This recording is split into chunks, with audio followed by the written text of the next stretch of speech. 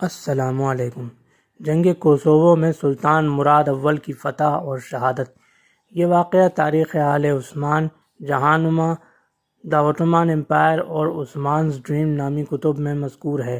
سلطان مراد اول سلطان اورخان غازی کے صاحبزادے اور سلطان عثمان اول یا عثمان غازی کے پوتے تھے۔ 1389 میں انہوں نے کوسوو کے مقام پر سرب اتحادیوں کے خلاف ایک فیصلہ کن جنگ لڑی جسے تاریخ میں جنگ کوسوو کہا جاتا ہے۔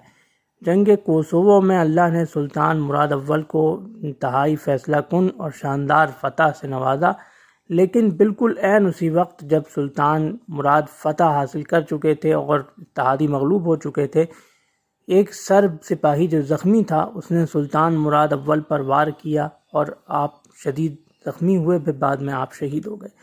چنانچہ سلطان مراد اول نے اپنی زندگی کے آخری معرکے میں فتح اور شہادت دونوں حاصل کی۔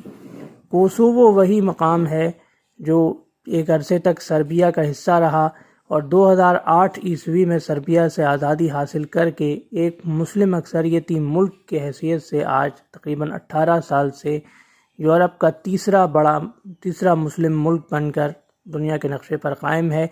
کوسوو میں تقریباً 94% البانوی نسل کے مسلمان آباد ہیں جو حنفی اور سنی مسلک سے تعلق رکھتے ہیں۔ کوسوو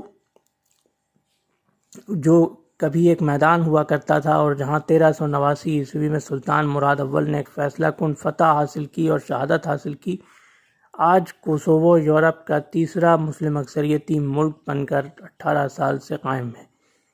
یہ تھا سلطان مراد اول کی کوسوو کی جنگ میں فتح، شہادت اور کوسوو کے بارے میں، موجودہ کوسوو کے بارے میں کچھ اہم معلومات۔